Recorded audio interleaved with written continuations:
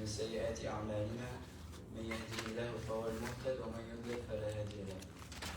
Today we're going to be talking about the history of Islam in Egypt. And I just want to advise everyone to be in a position where you can see the board, because you're not going to be able to understand the full concept if you only hear the lecture, and vice versa, you're not going to be able to understand the full topic if you only see the board.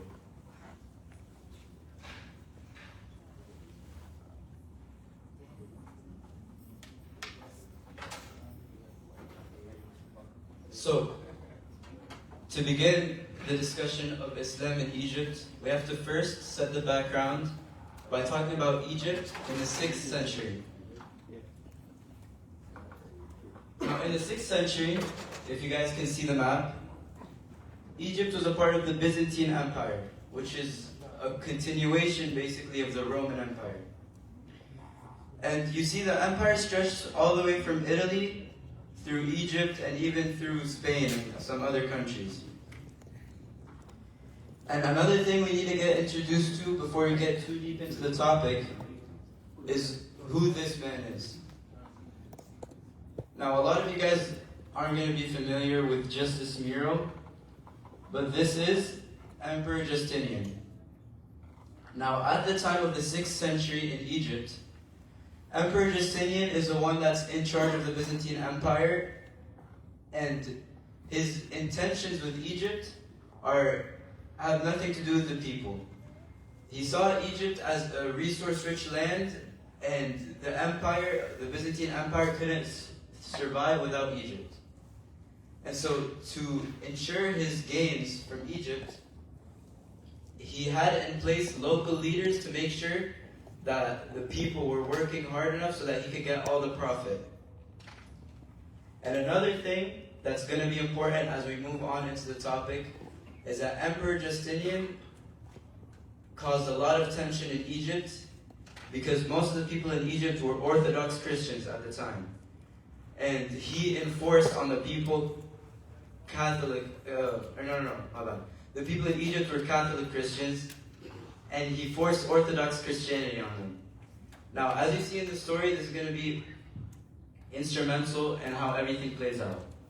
But for now, I want to take a break from Egypt, and we have to move on to Mecca in 639 CE. Now, at this time, the Muslim Empire is held by Umar ibn al-Khattab, which was the 3rd Khalifa after the Prophet and Abu Bakr. Now, this is what the Middle East is looking like at this time. You have in the middle here, the Muslims. You have sandwiching them basically, the Byzantines, and then you have the Persians on one side. And now another important person, who is arguably one of the most important people in this lecture, is a man by the name of Amr ibn al-As. Now, just to give a brief introduction to Amr ibn al-As, he was a merchant in Saudi Arabia who was from Quraysh, and he grew up as a peer of Umar ibn al-Khattab. And being from the same tribe as Umar ibn al-Khattab, he also grew up very close to the Prophet ﷺ, because they were all from the same tribe, or same group in Mecca. Now, what's so special about Amr ibn al-As from the other companions of the Prophet around this time is that Amr ibn al-As, if you guys remember, he was a merchant. He used to travel a lot to Egypt, and he knew Egypt better than any of the other companions. If anyone was to do anything related to Egypt, it would have been Amr ibn al-As. And throughout his travels to Egypt, he noticed many things. The first of which is that Egypt was the richest part of the whole Byzantine Empire. Without Egypt, none of the Byzantine Empire can survive.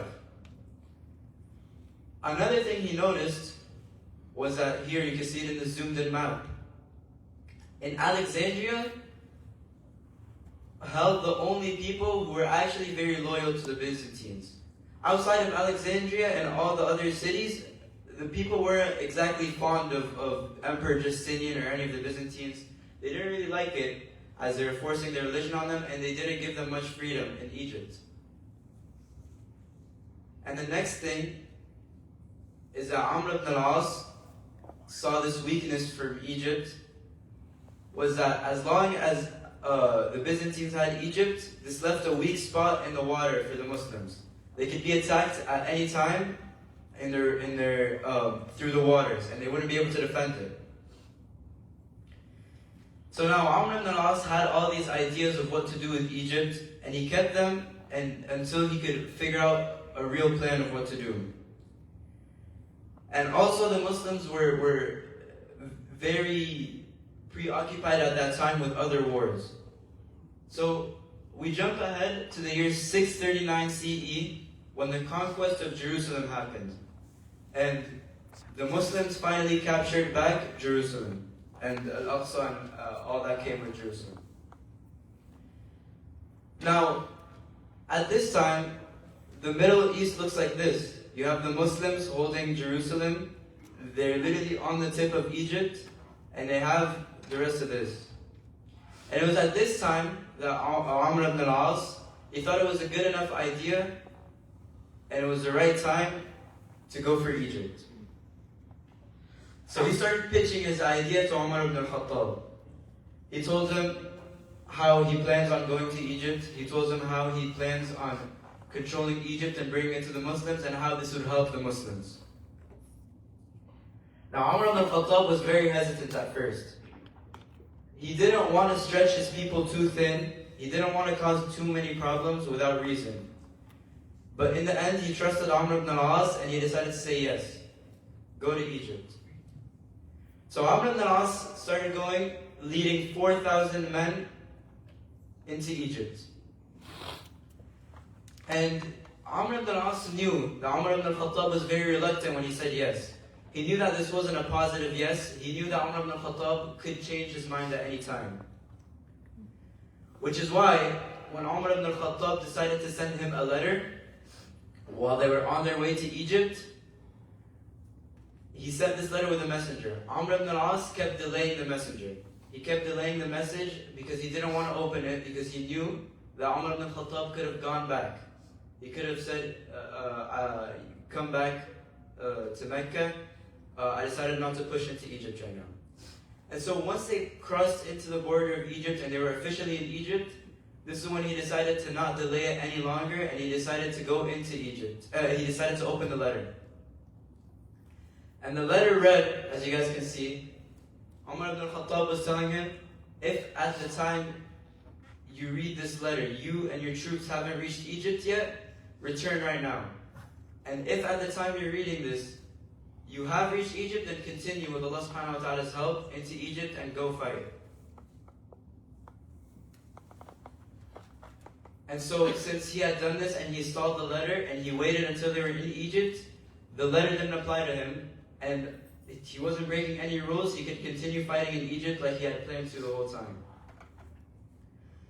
So now Amr ibn al-As has 4,000 men, and they're in Egypt, and they just crossed the border. And you see, they easily were able to get through these small cities, such as Pelusium and Bilbis. But when they got to the second biggest city, which is the Babylon fortress, or the city was Old Cairo, he realized he needed more help than 4,000 soldiers. 4,000 soldiers wasn't going to be enough. So he sent a letter back to Umar ibn al-Khattab asking for 8,000 more soldiers for help. Now, Umar ibn al-Khattab received this letter, and this is where the problem that I was saying earlier, where they have three enemies around them. Umar ibn al-Khattab had already sent soldiers to the Byzantines here in Rome. He had already had soldiers here holding off the Persians, and he already had soldiers in Egypt. The Muslim army was stretched very thin. Umar ibn al-Khattab couldn't send him 8,000 soldiers because this would leave Mecca defenseless. Anyone could just come and take Mecca. So Umar ibn al-Khattab came up with a solution. He told him, I'm going to send you 4,000 men, and on top of those 4,000 extra men, I'm going to send you 4 men. Each of them has a value of 1,000 men. So you might be asking, how in a war do 4 men have the value of 1,000 men each? Well, these 4 men were companions of the Prophet ﷺ, and they were each sent to guide 1,000 men into war. The first of these companions was Al-Zubayr ibn al-Awwam, and he helped specifically in the fight of the Babylon fortress. The next Sahaba that was sent to Amr ibn al-As was Al-Miqdad ibn Aswad. And he was another Sahaba of the Prophet ﷺ, and he helped with the cavalry, or the horses in the war.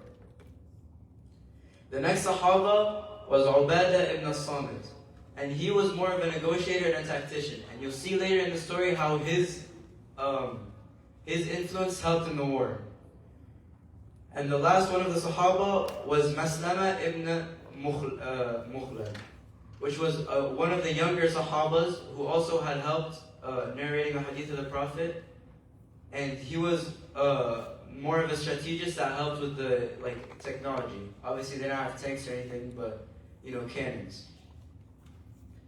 So with these reinforcements, they were able to easily get through Babylon, which was a struggle at first, and now they only have one city left until they control Egypt fully. And this was the capital at the time, which was Alexandria. And the fight in Alexandria took many months, almost a year. And it was completely a draw. No side was winning. Until the Byzantines decided that the war, it wasn't worth it. They were losing too much in the war, and they decided to negotiate. Which, if you remember the Sahaba, they had negotiated with the Muslims. They said, if you give us time to gather our valuables and leave Egypt, you guys can take over Alexandria as much as you want. And with this came the success of the Muslims in conquering Egypt.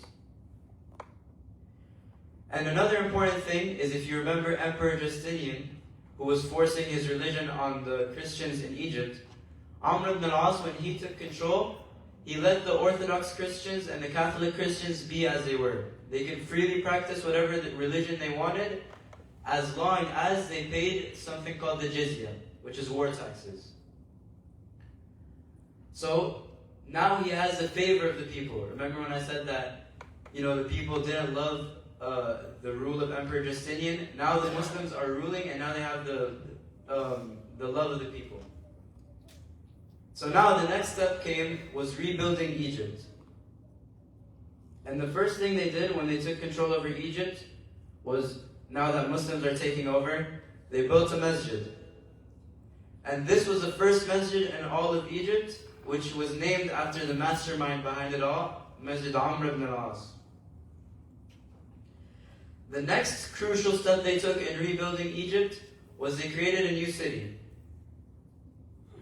And they named the city Fustat. And before this, the capital of Egypt was Alexandria, when the Byzantines had took over. But now, the capital was Fustat, and it's actually, in history, the first Muslim capital city. There was Muslim cities before, but this was the first capital.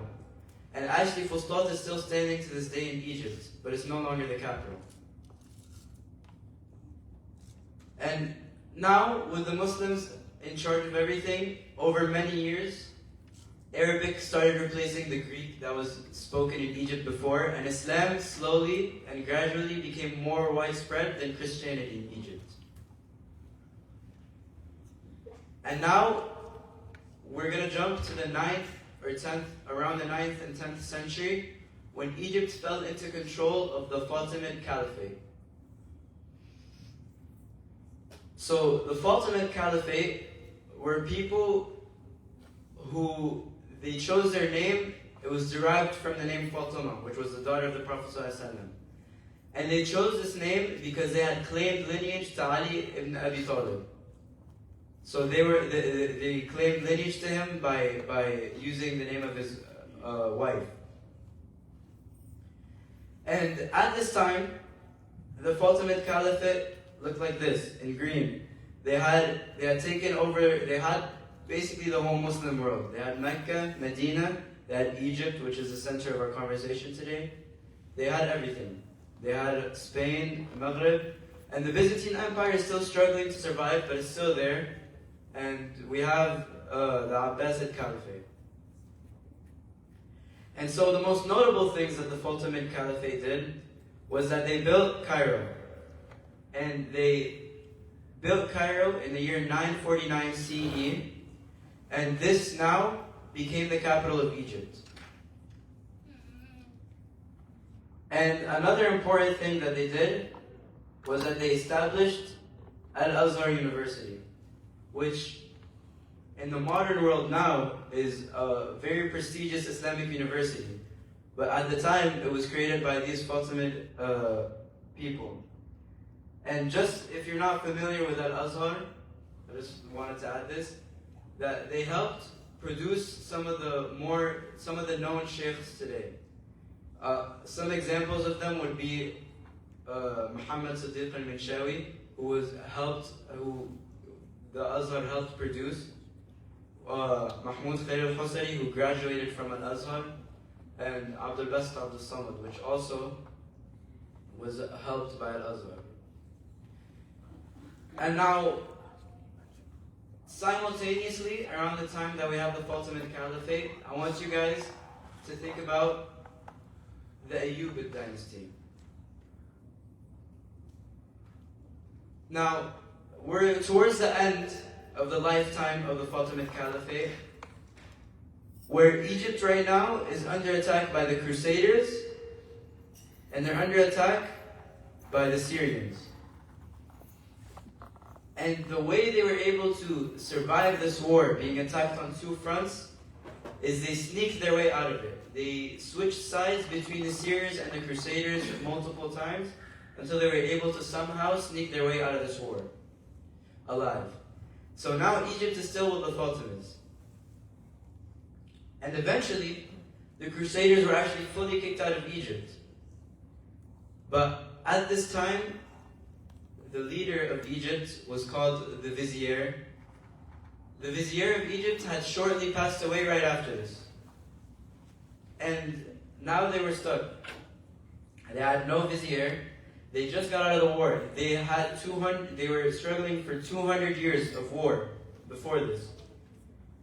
Who knows when the Crusaders are going to attack, and they still haven't fully kicked out the Syrians. The Syrians still are looking to get Egypt.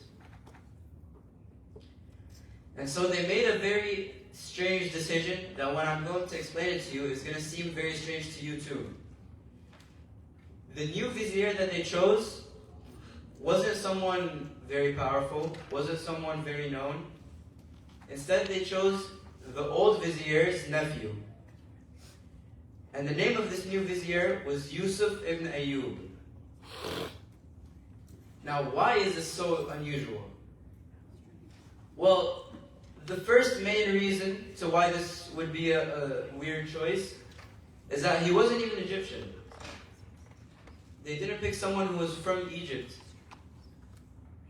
And in fact, he was from the opposite side. He was born and raised with the Syrian dynasty that we showed earlier that they were being under attack by. Those were his people. He actually had a decently high-ranking job with them. So he was very tied to them. And the next reason why this is so bizarre is he was only 31, which around this time, a 31-year-old is nowhere near holding the dynasty.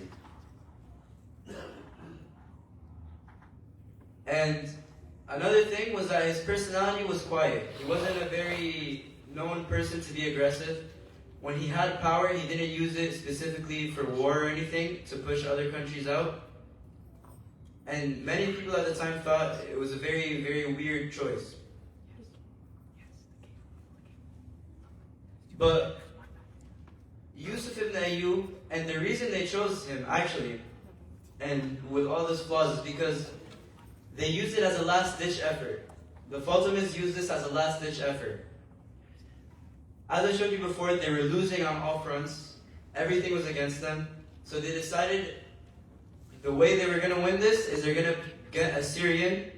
They're going to put him in power. So now the Syrians are happy. The Syrians don't want to attack them anymore. But the Syrian they chose, in their eyes, was someone weak. Someone they could easily control and get their ideas through. But to their surprise, Yusuf ibn Ayyub was not like this. In fact, Yusuf ibn Ayyub was actually very smart and almost the quite opposite. And he saw a problem with the Fatimid dynasty, which is he didn't like how Egypt was at the time. And so he wanted to make a change, but he also realized, like I told you guys earlier, is that these people have been through 200 years of fighting before this. They couldn't stand any more fights or tension, or else just a full-blown civil war would have happened and nothing would have been accomplished. And so, what did he do to bring his changes that he wanted, but also not cause a civil war? Because this is a very difficult situation. He can't do anything aggressive, or else the people are going to turn on him. But he also can't be so passive that the Fatimids were right. This guy isn't going to do anything with his power. So he decided to make his changes gradual. He used 3 steps to completely reform Egypt into very closely what we know it as today. The first thing he did was he brought in Sunni scholars from his home area in Syria, and he made new schools and implemented these scholars to teach in these schools.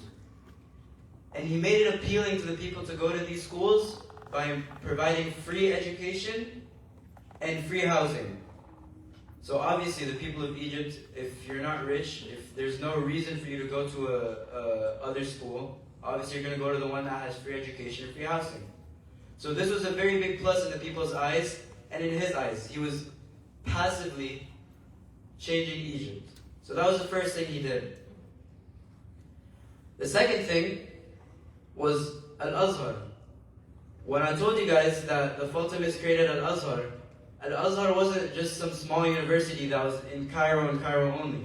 Al-Azhar was all over Egypt, and it was the main place for education for Islam. If you wanted to go somewhere, even back then, you would have to go to Al-Azhar. So, how did he quietly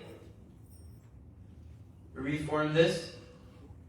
He temporarily stopped Friday prayers in the Azhar mosque. And Friday prayers, obviously, is the biggest, most commonly happening event.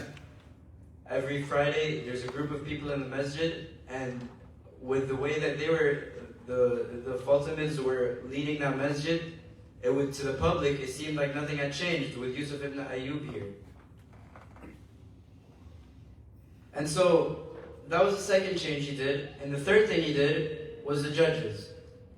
Now, even today, the judicial system, the judges in America, hold almost all the power. They decide how long someone's going out for, if someone's guilty or not.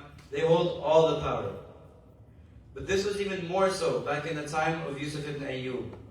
The judges really held everything, and they would judge according to the rules of their religion. So, Yusuf ibn Ayyub saw this as a jackpot. He saw if he wanted to change the people, if he wanted to do anything to the people, he had to get the judges in line with him. And so, what he did was he dismissed the judges that were in place before, and he replaced them with, yet again, Sunni judges from his home area in Syria. And so, now,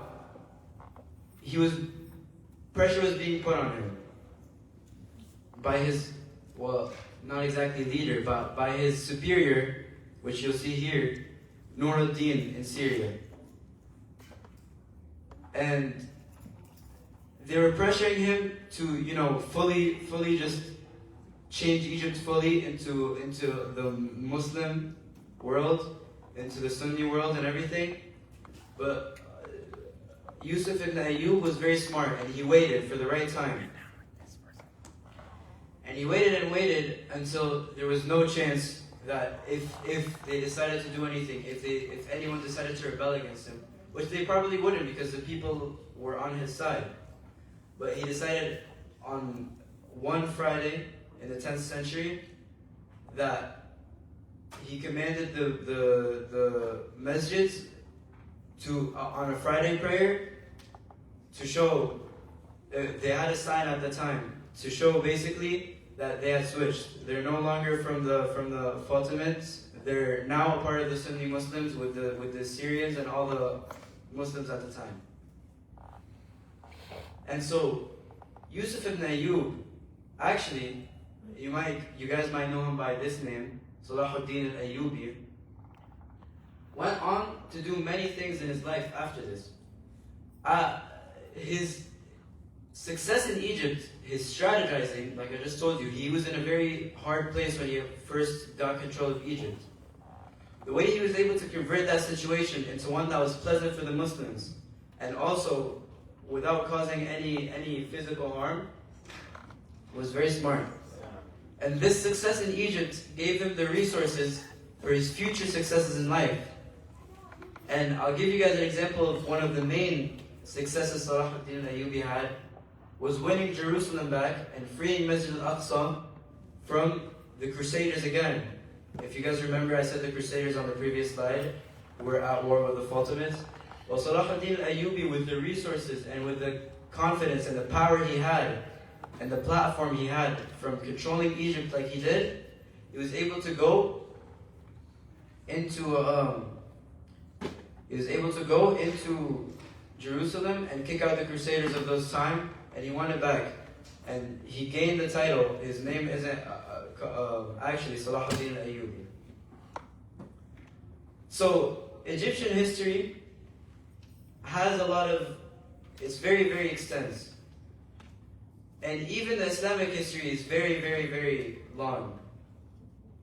If you were to get into a rabbit hole, you could have 10 more halaqas just on the Islamic history, not even diving into the non-Islamic history.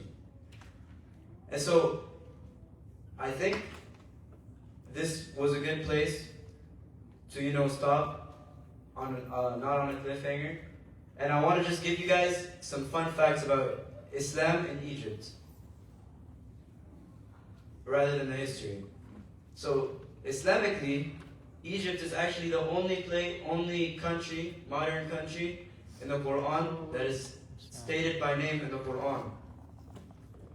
It's stated here in Surah At-Tawbah, verse 87. If anyone would like to go to it, I'm going to keep it on the screen for a little bit. In the story of Musa alayhi salam, Egypt is stated by name in the Quran. And the next mention of Egypt in the Quran is in Surah Yusuf, verse 21. The next mention is in Surah Yusuf, verse 99. The next mention is Surah Zukhruf, verse 51. And now, I have one more mention. This isn't specifically Egypt, but this is a place in Egypt. With Surah At-Tin, verse 2. Allah subhanahu wa ta'ala says, وَطُورِ سِينِينَ. This is in reference to Mount Sinai, which is in Egypt, which is actually where Amr ibn al-As passed with his soldiers and declared that he was officially in Egypt and he wanted to take the message.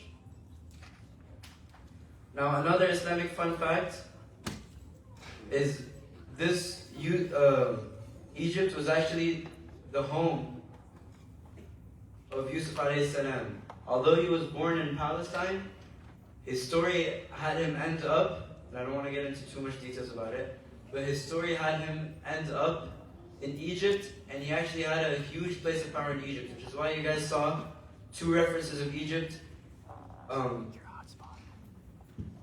Two references in Egypt in Surah Yusuf, because he had become actually the chief minister in Egypt, or something close to the chief minister today in that time.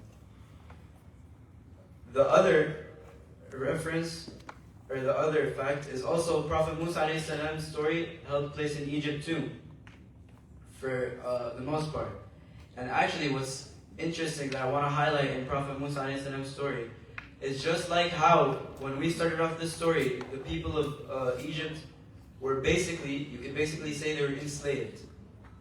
Because they were only being used for their grain. Emperor Justinian had enslaved them so that he could maximize profits from them, basically. And also he controlled their religion, which is, at the time of Prophet Musa alayhi salam, what Pharaoh had done to them as well. And Musa alayhi salam had come and saved them. So that's another interesting part. correlation that Egypt has to do with Islam. So this is the end of the lecture. I just wanted to say, stick around after Aisha. There's going to be Egyptian cuisine. And I wanted to give a thank you to Sister Na for helping with the lecture. And Assalamu alaikum.